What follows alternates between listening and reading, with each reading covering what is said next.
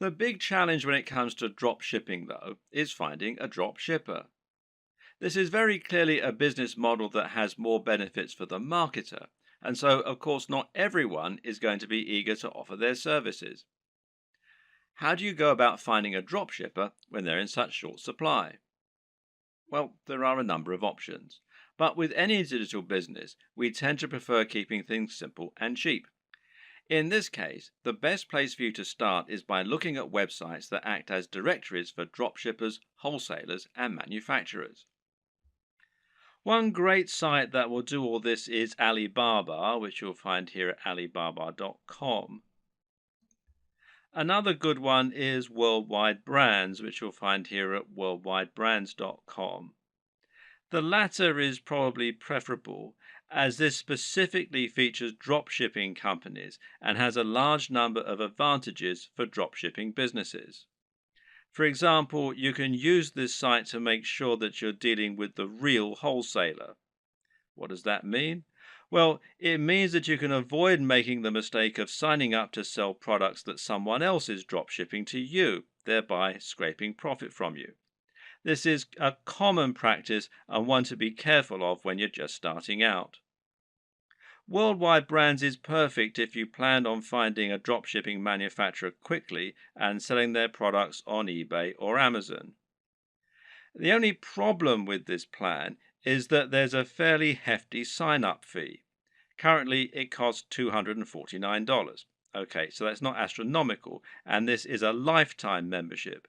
But if you were attracted to dropshipping initially because you wanted a business model with zero overhead, then it might be a little off-putting, especially as your break-even point has now been pushed back further. So there is a free review, though, at the time that I'm making this video.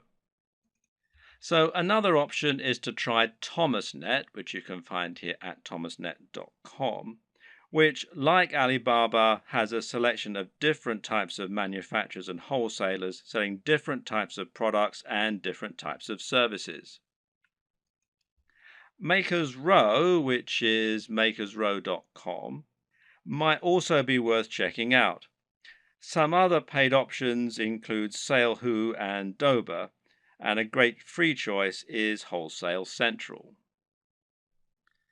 Failing that, another good strategy is just to search Google. When you know the type of product you want to sell, just try searching for that product on Google with the word dropshippers and your location. So, if you're hoping to dropship clothing in the UK, then you can just search for Clothing Dropshippers UK, and you can see it brings up a whole load of different ones here. And one that I looked at earlier was this one, fashiondropshippers.com, which seems to do exactly what we want. Or perhaps you're looking for a white label supplement dropshipper in the US.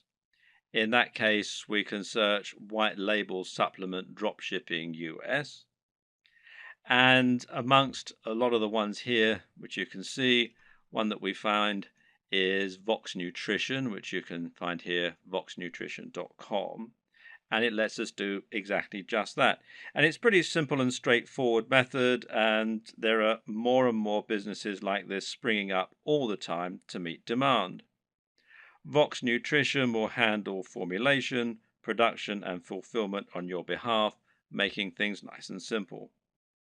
The third and final strategy for finding your online dropshippers is just to contact the companies you like directly. Find manufacturers for products you'd like to sell and drop them an email. Better yet, try messaging them via LinkedIn or a similar avenue and see if you can get them to respond that way. This way, your message will stand out from their crowded inbox. You could even visit stores in person and ask the owner if you could have the contact details for the company that sold them X product. And this works better for smaller, privately owned stores, of course. If the company doesn't already offer the drop shipping services you're looking for, then just explain to them the benefits and why you would like the opportunity to sell their products in this manner. In many cases, they will acquiesce and you'll be able to start selling a product that other online retailers don't have access to. Another tip for finding manufacturers that you can email directly is to look on eBay. Search for a product you'd like to sell, and if you notice there are lots of people selling the exact same item, then this is a sign that they're using a dropshipper. It could then be a relatively simple matter for you to track down that original manufacturer and contact them so that you can try to do business with them yourself. Note that many wholesalers and manufacturers don't have a great online presence. This means it can be necessary to dig really deep in Google or try looking at trade magazines and papers instead in order to help find your potential partners. When you're dealing with dropshippers, it's crucial that you do your homework and look and act like a professional. Now, here are some tips to help you do just that. First of all, you'll need a resale certificate. Not all, but many dropshipping companies will want proof that you're a real retailer and not a consumer before they do business with you. Their concern is that consumers will simply claim to be dropshippers or resellers so that they can get items on the cheap. To provide this proof, you might need an EIN number for your business if you're in the United States. And you can find out more here at the IRS website. The URL is quite long and complicated, so if you just go to Google and type in apply for EIN online, you'll be redirected to this particular site. Now, in other countries, obviously the regulations are different, so you need to look at the tax authority for your country. But again, a search in Google should be enough to point you in the right direction. You might also need a resale certificate, and you can find out more about those at this site here, which is wisegeek.org/what-is-a-resale-certificate.htm. If you're going to speak in person, then it can also be a good idea to familiarize yourself with all the terminology regarding dropshipping so that you don't sound like an amateur. You should also look out for fake dropshippers. When choosing dropshippers, there are a number of businesses you need to look out for. These are not really dropshippers in the truest sense of the word. You need to avoid these companies as they won't always get you the best deals and they might not be able to offer you the same kind of value as other organizations. Be aware of companies that want ongoing fees, which real dropshippers don't require. Likewise, be careful of companies that also sell directly to the public. These companies often aren't really dropshippers so much as resellers who are just trying to trick you into making a bulk order. While monthly fees and direct commercial sales are warning signs, there are a few caveats and requirements that you may need to go along with. We've already seen that many dropshipping companies will require you to provide a resale certificate, and likewise, you might find that you need to apply for an account before you can begin using their services. And this will normally involve filling out a form and explaining the nature of your business, and so on. Now, some companies also require you to place a minimum order for your first sale. This is another strategy they can use to drive away consumers, as well as merchants who are just window shopping and may not use their products in future.